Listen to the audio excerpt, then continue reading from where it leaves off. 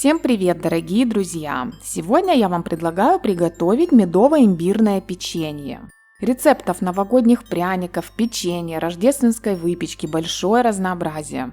У меня на канале есть рецепт очень вкусных медовых пряников, а в этом году я готовлю печенье. Рецепт простой, печенье отличный вариант для подарков. Также в процессе приготовления очень любят участвовать дети. А в следующих видео я покажу, куда еще можно использовать имбирное печенье. Давайте готовить. Итак, сначала нам нужно просеять муку и к муке добавить специи. Из специй здесь я обязательно использую молотый имбирь и молотую корицу. И добавляю буквально по щепотке кардамона и мускатного ореха, но это уже абсолютно по желанию. Ведущие специи здесь имбирь и корица. Также добавляем сюда щепотку соли и хорошо перемешиваем сухие ингредиенты, пока убираем их в сторону. Далее нам понадобится сливочное масло комнатной температуры, нарезанное кубиками, и его нам нужно будет очень хорошо взбить вместе с сахаром. Масло постарайтесь использовать максимально качественное и самое главное вкусное, потому что оно будет сильно влиять на вкус готового печенья. Я использую масло 82,5% жирности.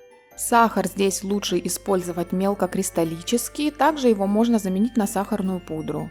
Масло продолжаем взбивать до пышного кремового состояния, также оно должно значительно посветлеть. Можете обратить внимание, что вначале у меня было масло довольно желтым, а в процессе взбивания оно побелело. Далее к маслу нам нужно добавить мед. Мед — это еще один очень важный ингредиент в составе, от которого будет зависеть вкус печенья, поэтому мед старайтесь использовать натуральный и вкусный. Я однажды испортила печенье, я не могла разобраться, в чем причина, но в конечном итоге пришла к выводу, что это был некачественный, ненатуральный мед. Если при добавлении мед слишком густой, то его можно слегка разогреть в микроволновке, чтобы с ним было удобнее работать, но он не должен быть горячим. Итак, миксером еще раз хорошо взбиваем массу. Когда мед вмешался, перемешаем массу лопаткой, чтобы собрать ее со стены с дна чаши, и теперь нам нужно добавить яйцо комнатной температуры и еще раз хорошо массу взбить миксером, чтобы яйцо вмешалось. Если вы, например, увеличиваете количество ингредиентов и в составе уже будет 2 яйца, то тогда следующее яйцо добавляйте только после того, как предыдущее хорошо вмешалось. И в результате должна получиться вот такая однородная, не расслоившаяся воздушная масса. Чтобы масса не расслаивалась, для этого все продукты должны быть примерно одинаковой температуры. И теперь нам осталось добавить мучную смесь и замесить тесто. Я добавляю в 2-3 этапа. Каждый раз перемешиваю тесто миксером, при этом сменив венчики на крюки, чтобы тесто не взбивать. Затем уже перемещаюсь на рабочую поверхность, припыляю ее оставшейся мукой, и тесто нужно быстро замесить, чтобы масло не начало таять от тепла рук и чтобы не становилось липким. Замешивается тесто довольно быстро. Как только оно собралось в шар и не осталось сухих ингредиентов, оно готово. Долго не вымешивайте. Кстати, муки может понадобиться чуть больше или меньше, поэтому последнюю часть муки подсыпайте постепенно. У меня вот осталось немного муки. Если тесто забить мукой, то печенье в результате получится грубым. Тесто нужно завернуть в пищевую пленку и убрать в холодильник минимум часов на 5. Я обычно оставляю на ночь. После того, как тесто охладилось, я для удобства делю его на 2 части. Ту часть, с которой не работаем, убираем в холодильник.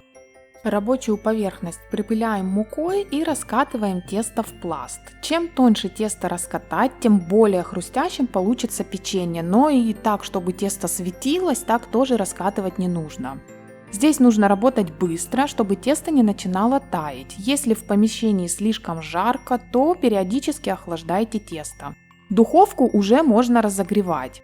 Я буду делать имбирных человечков. Вырезанное печенье я переношу на противень, застеленный пергаментной бумагой. Печенье сразу ставим выпекаться в заранее разогретую духовку. Температура выпечки 180 градусов. Выпекаем до появления золотистого оттенка и до зарумянивания краев. Пока печенье горячее, оно еще немного мягкое, но после полного остывания оно становится хрустящим. Вот такое милое печенье получается. Я выпекала 2 партии, и ко второй партии в самом начале к сухим ингредиентам я добавила примерно 1 столовую ложку какао, и печенье получается вот такого цвета, то есть можно экспериментировать. Печенье получается вот таким рассыпчатым, а его аромат создает атмосферу предстоящих праздников. Печенье можно красиво упаковывать в коробки на подарки, а также смотрите мои следующие видео, я покажу, что еще можно сделать с этим печеньем. Друзья, на этой ароматной ноте у меня все. Я вас всех благодарю за внимание. Оставайтесь со мной на связи и до новых встреч!